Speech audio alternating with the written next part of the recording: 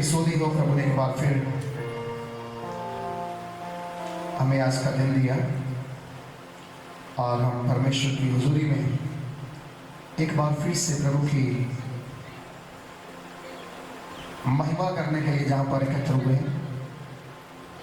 और मैं ये विश्वास करता हूँ आज का दिन हमारी खुशी और बरकत का दिन है।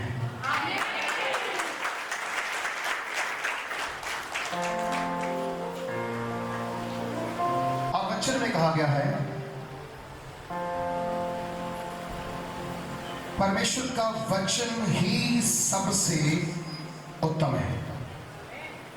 परमेश्वर का वचन ही सबसे क्या है? उत्तम है, सबसे उत्तम।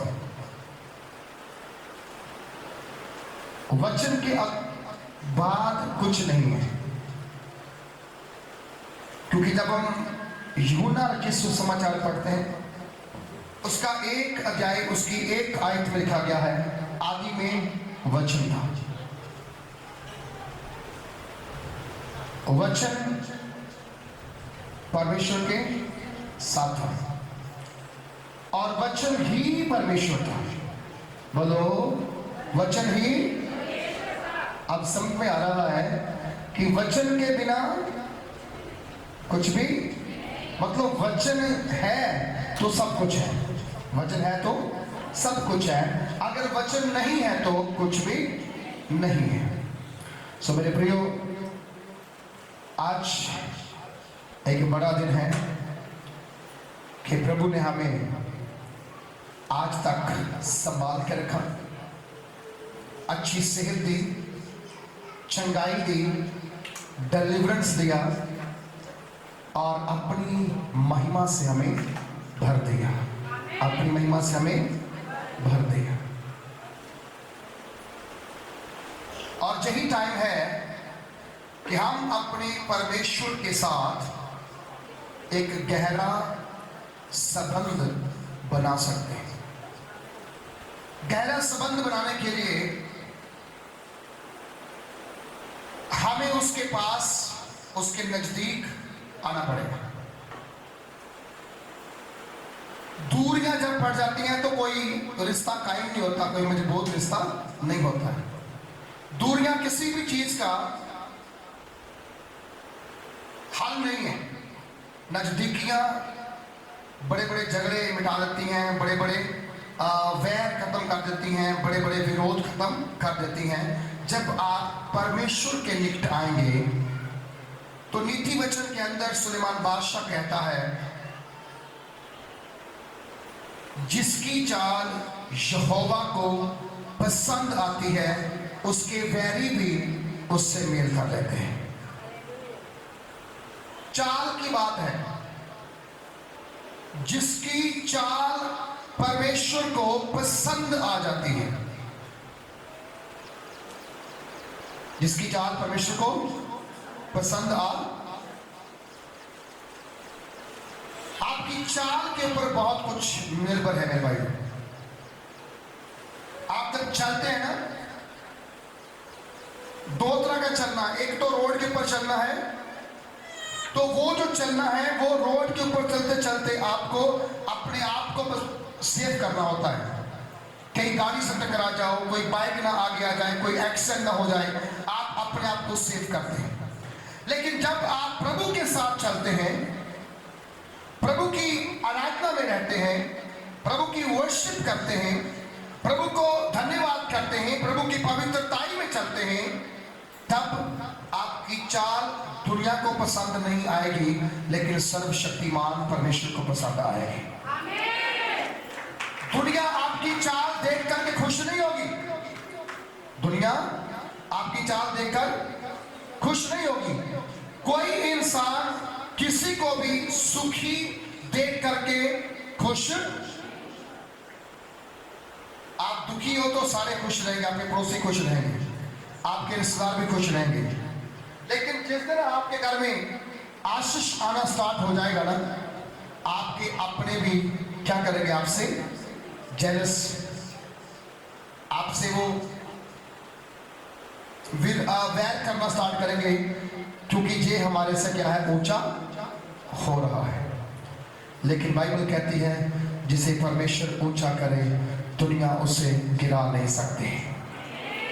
हालेलुया, दुनिया उसे गिरा नहीं सकती। कलीसिया परमेश्वर का चुना हुआ झुंड है। सब बोलो, कलीसिया क्या है? प्रभु का चुना हुआ झुंड है। इस झुंड में तरह तरह के लोग हैं।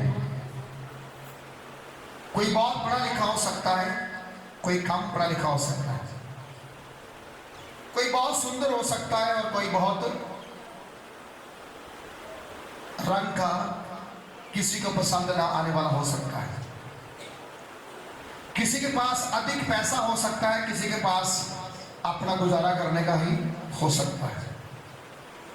लेकिन झुंड में आने वाले लोग, अमीर होगा वो अपने घर में, गरीब होगा वो अपने घर में, सुंदर होगा वो अपने आप में, असुंदर होगा वो अपने आप में, प्रभु की निगाह में हम सब उसके बेटे और बेटियां हैं। कलीसिया में आने वाले लोग अपने आप में हो सकता है कि वो कहे कि मेरे जैसा कोई नहीं, मैं डिफरेंट हूं, मैं अलग हूं, मैं डिसेंट सा हूं। परंतु परमेश्वर की उपस्थिति में जो आ गया, उसकी दृष्टि में कोई बड़ा नहीं, कोई छोटा नहीं, कोई अमीर नहीं, कोई गरीब नहीं, कोई जाति का बड़ा नहीं, कोई जाति का छोटा नहीं, किसी का धर्म उत्तम, किसी का धर्म उत्तम ना भी हो चलेगा, लेकिन आपका मन प्रभु जांचता है। आपका मन शुद्ध और साफ होना बहुत जरूरी है।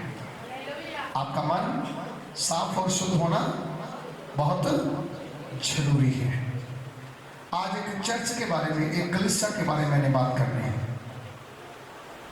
प्रकाश की पुस्तक में 2 और 3 अध्याय के अंदर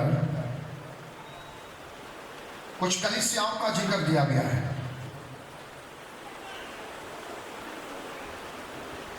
7 कलीसियाएं हैं उसके अंदर, और इन 7 कलीसियाओं के अंदर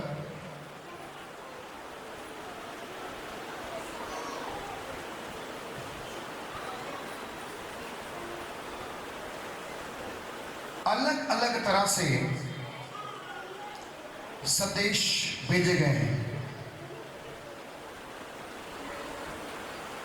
और जो चौथा कलीसिया है वो है सिरदीस की कलीसिया। सिरदीस,